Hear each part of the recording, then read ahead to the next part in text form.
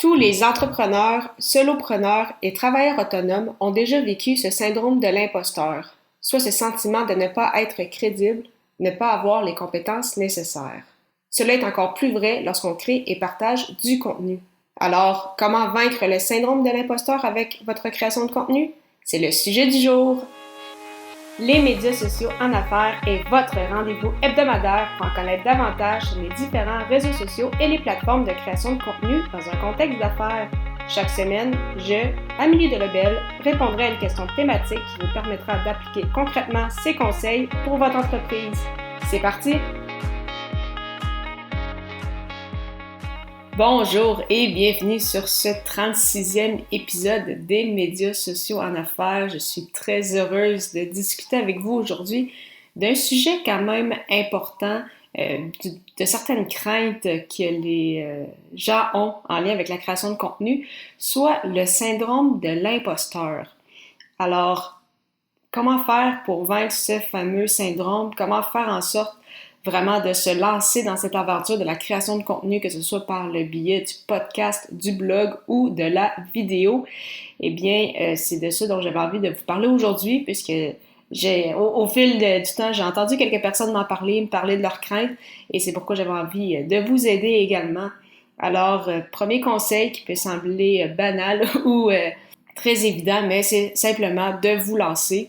Donc, ça peut sembler très direct, mais gardez en tête que tout le monde, dont vous, avez des connaissances et si vous souhaitez en fait les partager, il ne faut pas attendre que tout soit parfait. On se crée toujours des fausses excuses en disant « Ah, mon site est peut-être pas à point. Ah, mes textes sont pas exactement parfaits pour le référencement. Ah, mon son pour mes épisodes de podcast, c'est pas 100% parfait comme j'en entends d'autres. Ah, ma vidéo, la caméra n'est pas optimale. » Rien n'est parfait, rien ne va jamais l'être. Donc, si vous attendez que tout soit parfait, en fait, vous n'allez jamais vous lancer. Donc, c'est ce qui est arrivé avec, par exemple, mon podcast en janvier 2019. Si vous écoutez l'épisode 0 d'Athlète Entrepreneur et l'épisode dans les 120, donc dans les plus récents que j'ai lancé, ou bien si vous écoutez même le premier épisode des médias sociaux en affaires ou celui-ci, déjà là, après une trentaine d'émissions, vous allez voir une différence et c'est normal et je vais continuer de m'améliorer et rendu à l'épisode 100, je vais revenir sur cet épisode-ci puis je vais dire OK, wow, il y a vraiment eu une grosse amélioration et en fait, c'est ça qu'il faut faire. Donc, se lancer, pas attendre que tout soit parfait et justement, on va bonifier, s'améliorer au fil du temps. Même chose avec mon blog qui a quand même changé, tout comme mon site. J'ai pas attendu que tout soit parfait pour le lancer en juin 2017. Donc, il y avait encore des améliorations à faire. J'ai apporté les améliorations en cours de route. Il y a encore des améliorations à faire. Donc, bien évidemment, rien ne sera jamais parfait. Donc, gardez à l'esprit que lancez-vous et vous allez tout simplement vous améliorer en cours de route. Deuxième point, c'est de ne pas trop s'en faire avec les commentaires. Donc, petite histoire personnelle. De mon côté, j'ai commencé à écrire sur le web à l'âge de 13 ans sur un blog sportif, donc qui était le Grand Club sur le rds.ca, donc une plateforme quand même très très connue au Québec. Donc, c'est le site, le blog du réseau des sports. Et au départ, comme tout le monde, ce que je voyais qui était populaire, c'était de parler bien évidemment des Canadiens de Montréal. Et donc, c'est sur quoi j'écrivais. Et à ce moment-là, donc, il y avait une guerre un peu entre les partisans des deux gardiens de but de l'équipe. Donc, Carey Price et Yaroslav Halak. De mon côté, j'étais équipe Price, mais j'étais quand même respectueuse, bien évidemment, dans mes commentaires. Et ça faisait que parfois, j'avais des commentaires assez virulents sous mes articles. Et je me disais, OK, wow, je peux pas croire que des gens écrivent ça à, je veux dire, à une jeune fille de 13 ans qui fait juste écrire par passion. Et donc, je me suis quand même habituée assez rapidement. Ça a pris un peu de temps, mais quand même à apprendre à minimiser en fait les mauvais commentaires pour justement pas trop me laisser abattre. Des fois, il y a des commentaires constructifs qui peuvent être bien évidemment très intéressants, mais vraiment juste des commentaires de haters, si on peut dire. De un, vous en recevrez pas beaucoup ou très peu, mais faut apprendre justement à minimiser. Mais ça fait aussi que dans l'autre sens, faut pas non plus trop s'enfler la tête si jamais vous avez des bons commentaires. C'est le fun, ça flatte l'ego, ça vous allez en recevoir, j'en suis certaine. Mais justement, essayez de faire la part des choses. Donc, quand on reçoit des bons commentaires, c'est dire parfait, c'est beau, on continue de s'améliorer, on continue de créer du contenu.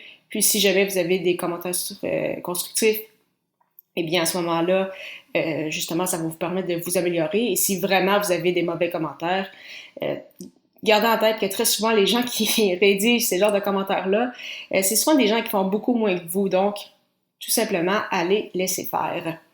Troisième point important, et c'est quelque chose qu'on oublie souvent, c'est de célébrer nos victoires. Donc, que ce soit pour un premier article de blog, peut-être le 10e, le 20e épisode de podcast, vraiment, prenez le temps de célébrer vos victoires, que ce soit en termes de nombre d'articles, de visites sur votre site, de téléchargements, de nombre de vidéos, de nombre d'abonnés sur YouTube.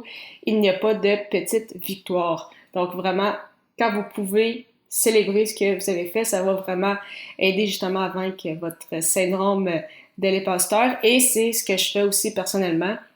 Des fois, les gens peuvent penser que c'est pour eux les avertir, mais parfois, c'est même plus pour moi personnellement de dire « Hey, je suis déjà rendu à cette étape-là. Hey, je suis déjà rendu à l'épisode 50 ou au 100e épisode. » Et justement, donc, ça permet de mettre de l'avant tout ce qu'on a fait depuis le lancement, donc tout le chemin parcouru.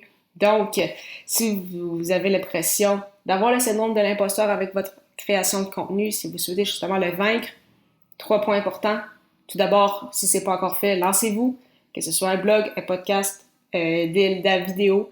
Vraiment, n'attendez pas que tout soit parfait, ça n'arrivera jamais. Donc, faites tout simplement vous lancer et vous allez vous améliorer en cours de route. Ne pas trop s'en faire avec les commentaires. Très souvent, les commentaires vont être des bons commentaires. Parfois, ça va être des commentaires constructifs, mais quand même avec une bonne intention. Et si jamais vous recevez vraiment des mauvais commentaires, qui sont très rares, mais rappelez-vous que ce sont souvent par des gens qui font beaucoup moins que vous. Ceux qui réussissent et qui vont bien vont pas prendre le temps de perdre la précieuse minute de leur vie pour rabaisser d'autres personnes.